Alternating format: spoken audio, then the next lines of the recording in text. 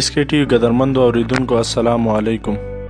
یو داسې اوبه چې انسان یې وڅکي هغه ته هیڅکله مرګ نه راځي، چې دا هر یو جاندار ته یو ابدي ژوند ورکولی شي، یعنی همیشه ژوند ورکولی شي. د داسې چینی ذکر په ټوله دنیا کې په مختلف ادبي او اسلامي کتابونو کې هم د دې ذکر له څو صدیو څخه را روان دی،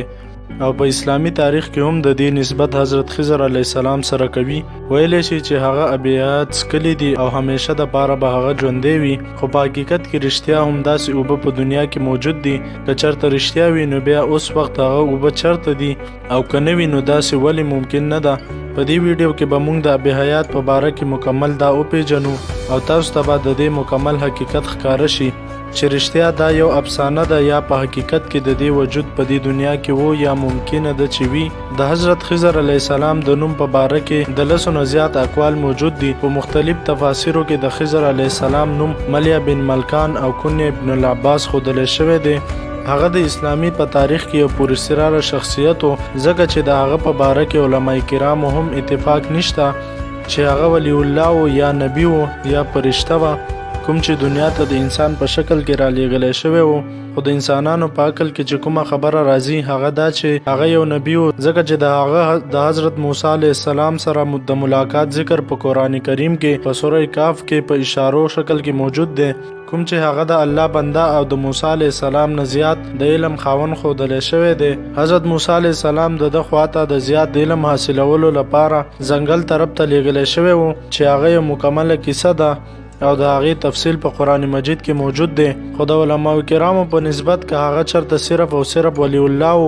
نو هغه به د موسی علیه السلام سره داسې نه مخامخ کېدلو چې کومه خبره زه پیژنم هغه ته نه پیژنې، او که ته ما سره پاتې شي نو ته به صبر ونه کړې، یعنی زما د هر معمولی کار باره کې به ته خامخه پوښتنه کوې. او همداسې وشول. په اسرائیلي روایاتو کې خدا هم لیکل شوي چې حضرت خضر علیه السلام د بني اسرائیلو څخه و، خو د بعضې مذهبي کتابونو په مطابق هغه یو داسې شخصیت و کوم چې دنیا پرېښودله او روحانیت یې غوره کړلو. د مورخینو په مطابق د هغه دور د حضرت ابراهیم علیه السلام نه ښودلی شوی دی،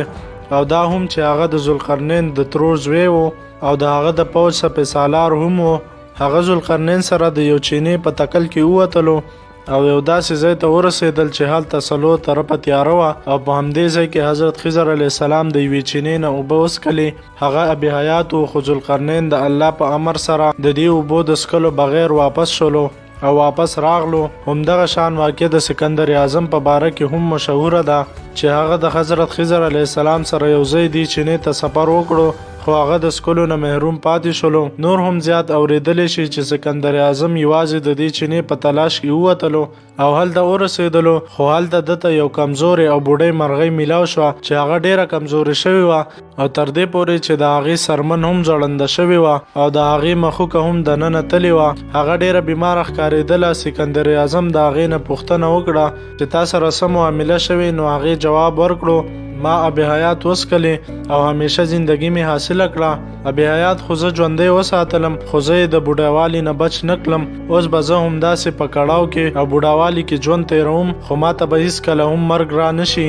سکندر اعظم دا واورېدل او همداسې واپس راستون شولو او د دې اوبو څکلو اراده یې پرېښودله. الغرض همداسې لاتعداده کیسې موږ ته په تاریخ کې اورېدل کېږي، خو حقیقت څه شی دی راځئ هغه هم وپېژنو. په اصل کې د ابي حیات سره متعلق ټولې کیسې منګړتې او بې بنیاده او اسرائیلي روایات دي چې د هغې خو نه کوم مستند روایت په تاریخ کې موجود دی او نه د هغې کوم شواهد موجود دي، او د ټولو نه مخکې د ابي حیات ذکر نه په قرآن کریم کې موجود دی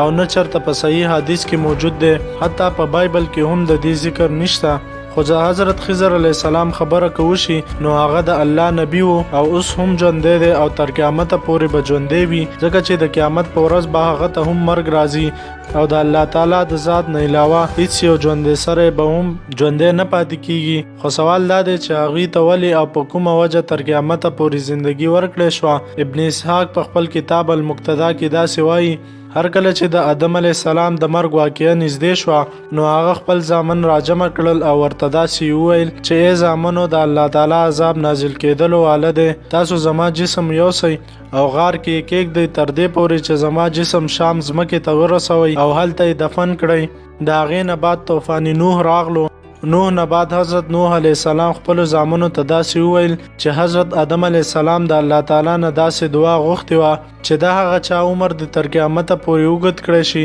څوک چې ما دفن کړي. لہذا د حضرت آدم علیه السلام جسم موجود و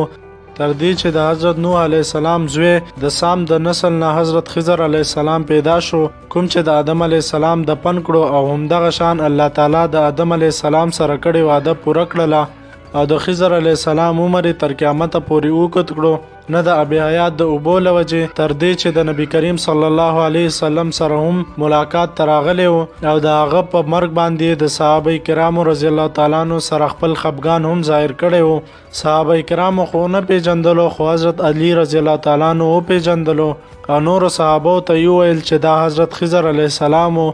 حضرت خضر علیه السلام نن هم د سمندر په غاړه موجود وي او ورک شوو خلکو ته لاره ښیي. داسې هم ویل کېږي چې حضرت خضر علیه السلام په غزوه بدر کې هم حصه اخیستې وه کله چې نبی کریم صلی الله علیه وسلم دا دعا غوښتې وه چې ای الله که چېرته دا لږ خلک چې نن ما سره دي دا ختم شول نو بیا به په ټوله دنیا کې ستا نوم اخیستلو واله نه وي نو د حضرت خضر علیه السلام شرکت په دې غزوه کې ضروري و. که چېرته و هم منلی شي چې حضرت خضر علیه السلام ابي حیات اوبه څښلي دي نو له دې وجې نه هغه ته ژوند میلاو شوی دی نو بیا په وچه باندې حضرت الیاس علیه السلام هغه څنګه ژوندی دی. حضرت الیاس علیه السلام په باره کې داسې ویل کېږي چې هغه د خپل الله تعالی څخه دا دعا غوښتې وه چې ای الله زما دا لږ غونده کې عمر ستا د عبادت لپاره کافي نه دی ما له تر قیامته پورې عمر راکړه تر څو زه ستا ښه ډېر عبادت وکړم. بس الله تعالی د هغه دعا قبوله کړه او هغه نن هم ژوندی دی خو د هغه ذکر د کوم ابي حیات سره متعلق نه دی هم تر ننه پورې بغیر د ابي حیات نه ژوندی دی. حضرت خضر علیه السلام او حضرت الیاس علیه السلام هر کال د حج په موقع میلاویږي او د یو بل سر خروي او یو بل ته د حج مبارکي ورکوي او تر قیامت پورې به هم داسې کوي تر دې پورې د قیامت نه مخکې د دجال د فتنې په وخت کله چې یو کس د دجال مخالفت وکړي نو دجال به د خپل ځان ثابت کولو دپاره هغه کس په یو ډک محفل کې قتل کړي او بیا به یې راژوندی کړي. د دوباره ژوندي کېدو نه بعد به هغه کس داسې ووایي چې په الله قسم چې ما ته دا یقین وشولو چې ته دجال یې زه به اوس ستا په هر صورت مقابله کوم. د علما کرامو په مطابق هغه کس به حضرت خضر علیه السلام وي. بس د ابي حیات حقیقت بغیر د څه کیسو نه نور هیڅ هم نه دي او د رسل د انسان یو خواهش دی ځکه چې انسان په هر صورت دا خوښوي چې هغه په یو نه یو طریقه مرګ ته شکست ورکړي او همیشه زندگی حاصله کړي. په همدې کوشش کې په لکونو ټکنالوژي جوړې کړې شوې خو بیا هم د الله تعالی د قدرت په مقابله کې هغه نن هم بېوسه دی ځکه چې مرګ یو تریخ حقیقت دی د هغې نه نجات او انکار کول هیڅ ممکن نه دي خو د الله تعالی لپاره دا مشکله نه ده چې هغه کوم یو کس تر قیامته پورې ژوندی وساتي نو ساتلی شي ځکه چې هغه د دې ټولې دنیا مالک دی او د انسانانو پیدا کوونکی دی او هغوی ته مرګ ورکولو باندې هم قادر دی او همیشه ژوندي ساتلو باندې هم قادر دی. امید دی چې د دې ویډیو نه به تاسو د ابي حیات وضاحت او حقیقت باندې پوه شوي یئ او په دې ویډیو کې به تاسو یو نوي څه اورېدلی وي. والسلام علیکم ورحمت الله وبرکاته.